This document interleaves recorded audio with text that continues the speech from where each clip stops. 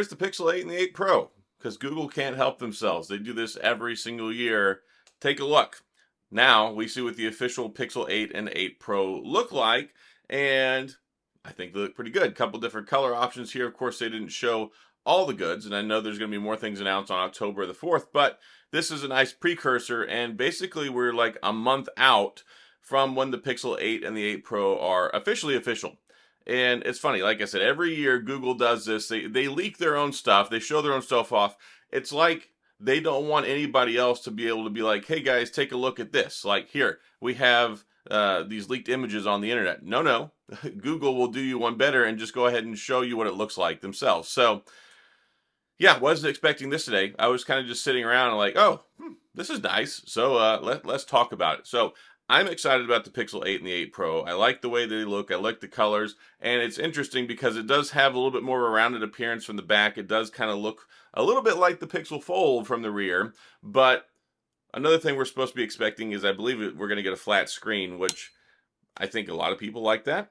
But other things that are important are the Tensor 3. I'm really excited about the Tensor G3. I can't wait. I have the Tensor G2 and this wonderful phone right here, the Pixel Fold.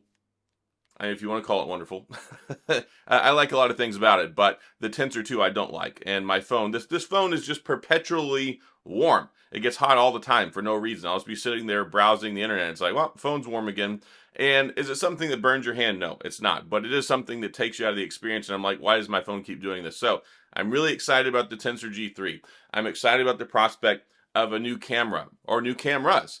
I hope that we get some new cameras, and it's rumored that we're supposed to get a new primary shooter. That would be the fastest turnaround in a flagship for Google ever with their new cameras. So I think you can see that Google with the Pixel lineup is still dedicated to trying to stay out ahead of the competition. But here's what's also great. Over the years, when it comes to the phones and their cameras, they've just been evolving and getting better and better at computational photography, getting better at exploiting the camera hardware. So if you take a top-of-the-line camera and top-of-the-line Google Ingenuity when it comes to the camera and software department, I think that that's a recipe for awesomeness. Now, the other thing that we're expecting is a better commitment to software. So the thing that's been holding them back to extending the software support is getting everything online with the Tensor chip. So this will be the third generation of the Tensor chip, Tensor 1, 2, and 3, and that gives them a lot more flexibility because they can control things better, the software experience, the longevity, and plus the hardware just gets better and better, and it's supported for longer and longer. And then, of course, it's supported because, why? Google makes Android. So I think that we're going to see a extension for that. And the rumors are they could be pushing it out to be the best in the Android department. So maybe 5 years of operating system updates. That would be great. That would be something we've been asking for a long time. So I hope that we see that. And we're also going to get Android 14. Now, I talked about this the other day. Kind of problematic because we thought it was going to launch 2 or 3 days ago. And then the rumors are that there was some sort of like catastrophic serious issue. And I'm not exactly sure what it is. Maybe a security vulnerability they found. I don't know. But essentially, manufacturers like Samsung and OnePlus and, well, us Google Pixel fans, we're expecting to get Android 14 officially dropped at the beginning of this week. I mean, OnePlus already made an announcement that they were going to have Android 14 available at the end of the month. We know that One UI 6 is right on the heels of stock Android with Samsung. So I think this is going to push all of that back. It's looking like they're going to announce and release Android 14 whenever the event happens for the Pixel 8, which I think is a recipe for disaster. We saw what happened with that with the Pixel 6, and it's concerning to me because they're talking about having to fix some things. Well, that never goes well when it comes to Google. Like, they fix something, every time they fix something, they break something else. It's like when you see those old cartoons and you see like the water coming in on a boat and there's like a hole. So the cartoon guy sticks a finger in this hole, sticks a finger in this hole, puts a piece of gum over this one, and then more holes spring up somewhere else. And that's always concerning with me when I hear that Google needs to fix something in the software department. But I think it's going to be exciting.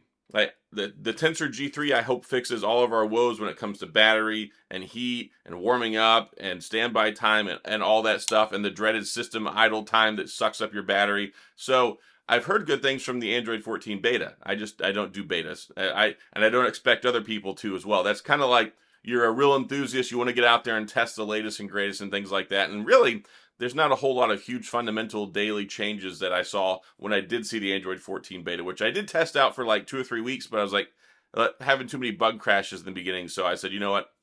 Not for me. So Android 14, big. Tensor G3, big. Software commitment, big. Camera, big. So there's a lot of big updates and exciting things to look forward to not too far around the corner. So I'm going to go ahead and wrap this video up, but I just thought that was interesting. I wanted to go ahead and show off so you guys and gals could see what the actual Pixel 8 and 8 Pro look like, because Google is an addict to attention and they can't let an opportunity pass themselves by to leak their own phone. So that's all I've got. If you have any questions or comments, please go into the comment section. We can discuss it. Let me know what you think about the Pixel 8 and 8 Pro and also the upcoming possibilities. And as always, if you enjoyed the video, please hit the like and the subscribe button and the little notification bell if you want updates when new videos come out. And as always, thanks for being here. I appreciate you watching, and I'll see you guys next time.